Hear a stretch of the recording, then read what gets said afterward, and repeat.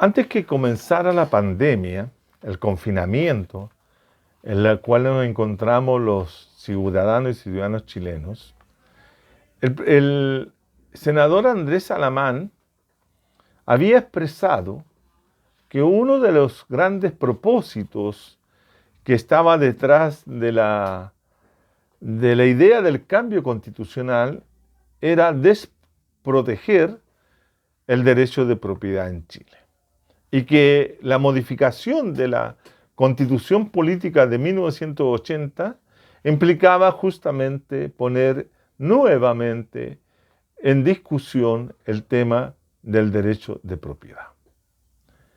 Es interesante observar que en los últimos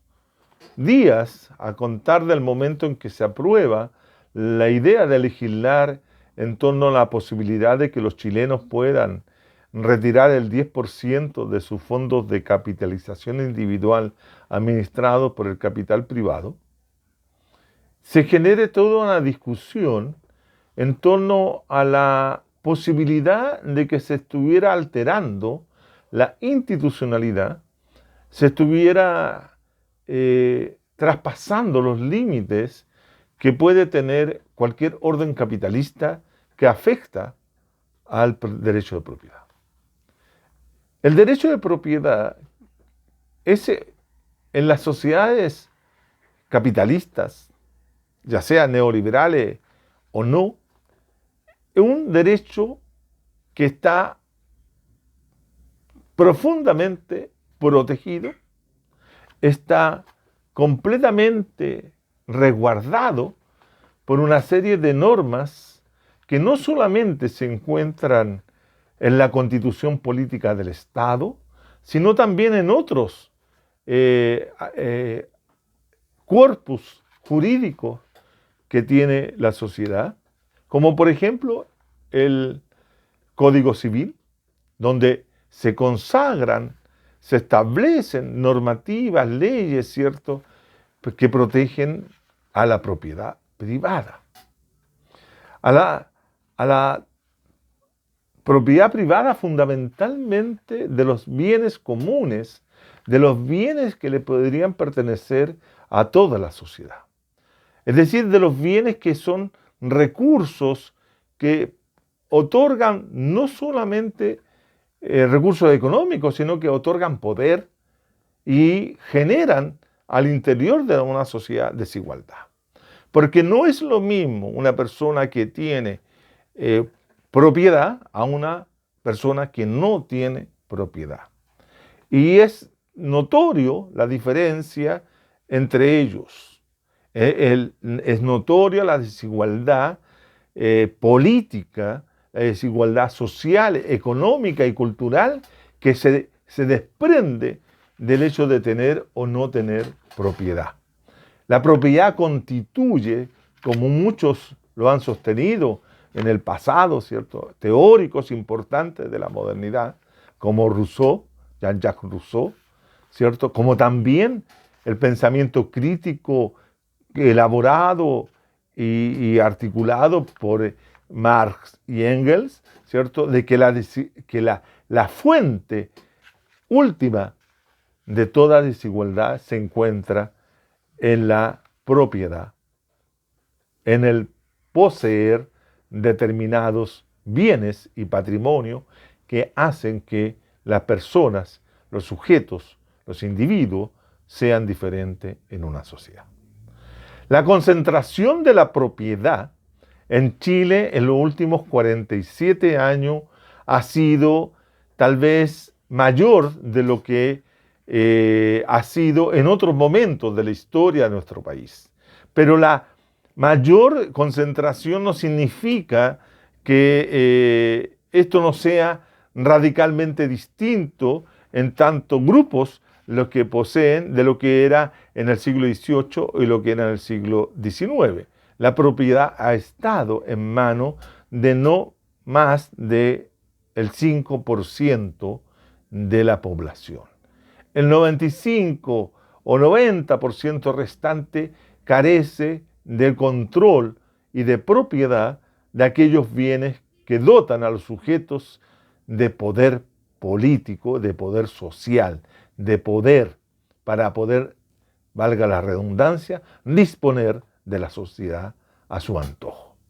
La sociedad chilena pertenece a un grupo de personas que hoy día no son más del 1% de la población. Ese 1% hoy día está muy inquieto debido a este proyecto que se ha puesto en marcha a partir de la semana pasada, de que permite a los ciudadanos que son propietarios de sus propios fondos de pensiones, disponer de ellos para utilizarlos, para lograr sortear de mejor forma la pandemia que hoy día nos afecta a todos, pero a unos más y a otros menos, porque las condiciones económicas también hacen la diferencia en la forma como podemos enfrentar la pandemia. De manera entonces que ante la ausencia de políticas eficaces por parte del Estado chileno en manos de los grupos políticos del Chile Vamos y del inoperante presidente de la República, Sebastián Piñera, ¿cierto? Se ha surgido esta moción de que podamos los ciudadanos y ciudadanas utilizar esos recursos en la forma como nosotros lo estimemos conveniente. Es nuestro dinero y para esos efectos lo queremos utilizar. Pero eso depende de una votación que se va a realizar hoy día miércoles 15, o se realizó el día miércoles 15, dependiendo de cuando usted vea este video, ¿cierto? Y vamos a saber si los diputados y senadores, y los senadores especialmente, ¿cierto?, nos dijeron que éramos mayores de edad para utilizar nuestros propios fondos. Lo vamos a ver. Pero el fondo de esta conversación, de esta intervención, tiene que ver con el tema del derecho de propiedad. El derecho de propiedad siempre en Chile ha sido, como no solamente en Chile, sino también en todos los países capitalistas, la frontera de la democracia. La democracia liberal, representativa, en sus distintas modalidades y formas que adquiera, tiene un límite que, de ser sobrepasada, ¿cierto?, puede correr el peligro de que los capitalistas impongan un régimen de carácter autoritario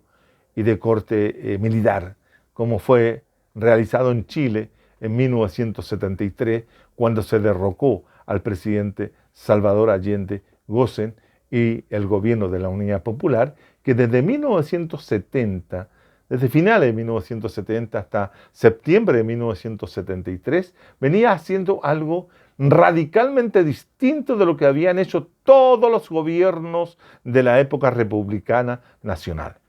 El gobierno de Salvador Allende, que ahora está de aniversario en sus 50 años del triunfo popular en septiembre de 1970, se estaba justamente expropiándoles, quitándole la base material de el poder de las clases dirigentes, de las clases oligárquicas, de las clases terratenientes, tanto nacionales como internacionales en el país. Allende había iniciado a partir de 1970 una serie de procesos en que conformaba, ¿cierto?, el área social de la producción a través de la estatización, nacionalización, socialización de los medios de producción más importantes en aquella época. Y en aquella época, como también hoy día, en los recursos naturales, el agua, la tierra, la minería, etcétera, como también las comunicaciones, como también las industrias manufactureras, la banca, etcétera, etcétera, eran parte de ese gran proceso de constitución de una propiedad comunitaria a través de un proceso de estatización y de socialización, en otras palabras, el traspaso de los medios privados hacia los medios de las mayorías y de los trabajadores y trabajadoras. Ese acto generó un conflicto en la sociedad chilena de tal naturaleza que durante todo el periodo de la Unidad Popular se confrontaron los grupos que defensores del derecho de propiedad y los defensores del derecho a la propiedad. El gobierno de la Unidad Popular había iniciado la democratización de la propiedad privada de los medios de producción. Es decir, estaba haciendo posible que todos los chilenos y todas las chilenas pudieran ser dueños de manera efectiva de aquellos bienes, de aquellos medios que generaban la riqueza en el país. Esta lucha por el derecho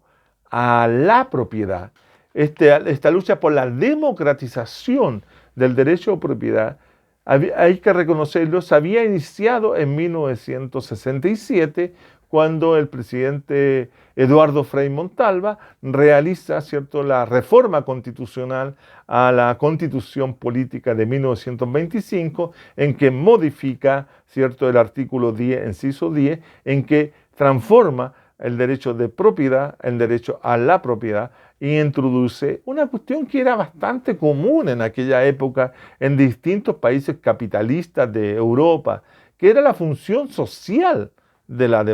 la propiedad.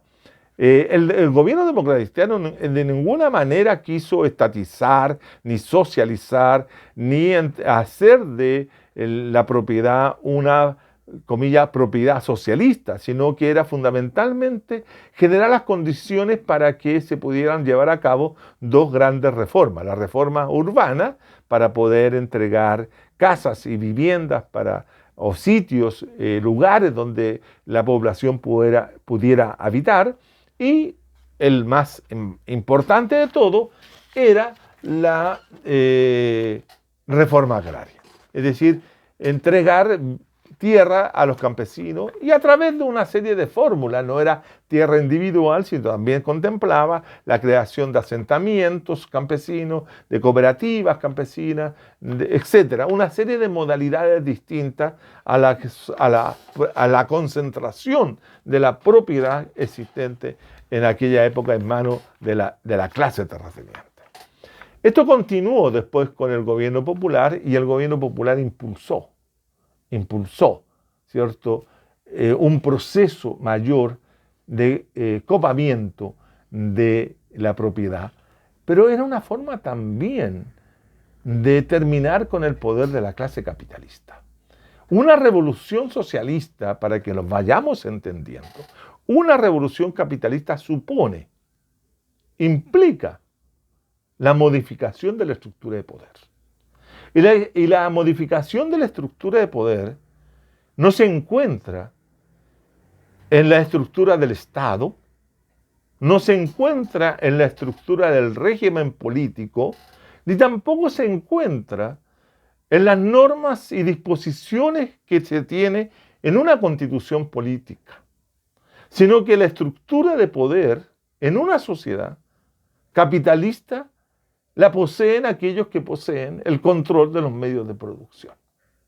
Por esa razón, la Constitución de 1980 es una constitución política que concentra la protección total y completa de la clase propietaria nacional. La Constitución política de 1980 es una constitución que responde en sus momentos de ser redactada y posteriormente sigue ese mismo camino, responde al conflicto que había dado origen al derrocamiento,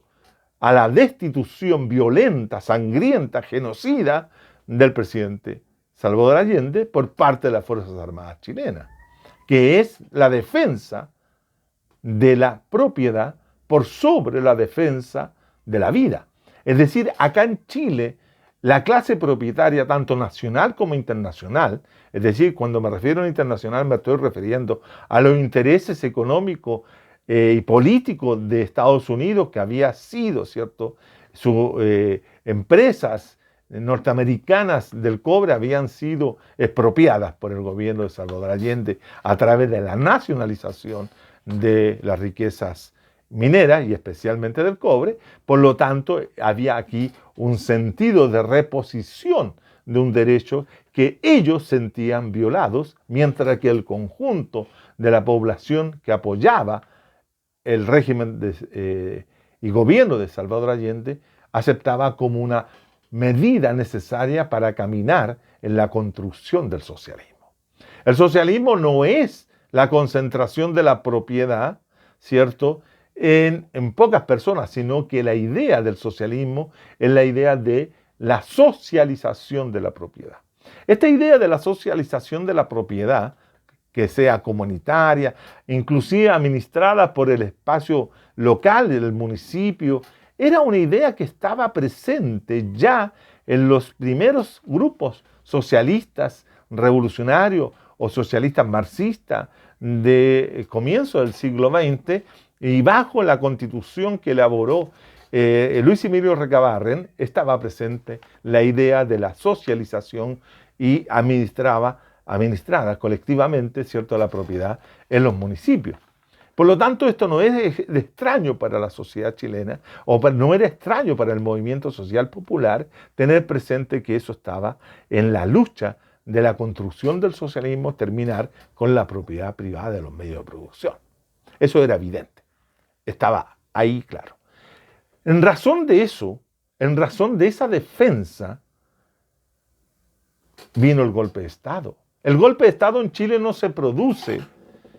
porque el sistema de partidos políticos, como la teoría funcionalista, ¿cierto?, que ha explicado el quiebre de la democracia en Chile después del 73, ha querido sostener que fue un mal funcionamiento del sistema de partidos y que los partidos políticos extremaron las situaciones, no se pusieron de acuerdo, no llegaron a consenso, etcétera, etcétera, y por eso se derrumbó la democracia. No, la democracia en Chile fue destruida porque había permitido la posibilidad de que en democracia se hiciera un proceso de democratización del derecho de propiedad. Y por lo tanto, al encubrir esta situación diciendo que esto había que volver a un sistema de partido en que se crearan grandes mayorías y las grandes mayorías pudieran, ¿cierto?, generar cambios razonables y que no fueran destructivos. No, aquí los destructivos fueron aquellos que atentaron contra la democracia chilena en 1973 y iniciaron el genocidio de los sectores populares, fundamentalmente. Por lo tanto, la Constitución de 1980 emerge como la principal caparazón, la principal muralla, el muro donde se va a tener que confrontar cualquier cambio democrático.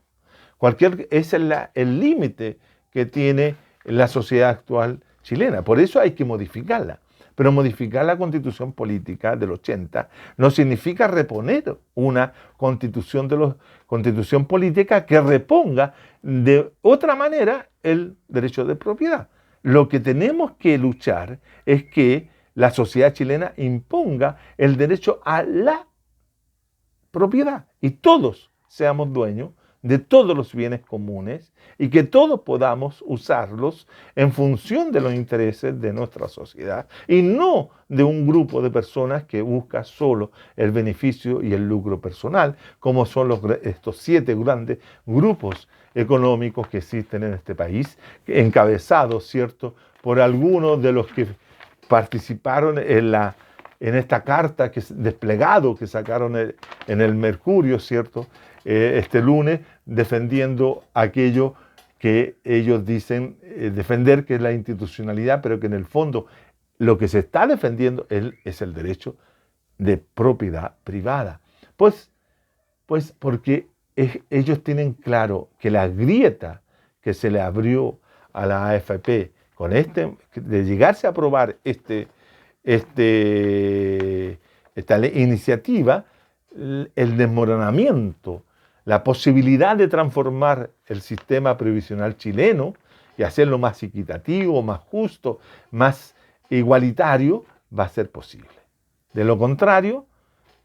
vamos a tener que luchar contra ese poder, luchar de otras maneras, por otras vías, para lograr, ¿cierto?, conseguir que este sistema capitalista, depredador, un sistema que devasta a la sociedad, tanto a los seres humanos como ha quedado demostrado en esta pandemia, y que dé lugar a un sistema mucho equitativo, que respete la vida y respete a la naturaleza. Esto implica modificar muchas cosas, implica modificar la forma como tenemos pensada la democracia. Por esa razón, tengo la impresión de que esta lucha que hoy día ha comenzado no se va a cerrar, ni siquiera con el sistema próximo de elección de una nueva forma constituyente, etcétera, etcétera. La lucha por correr el cerco de la frontera de la democracia se ha iniciado. Tengamos presente en la forma como terminó la anterior. Y para que no terminemos igual, tenemos que prepararnos para enfrentar esa situación.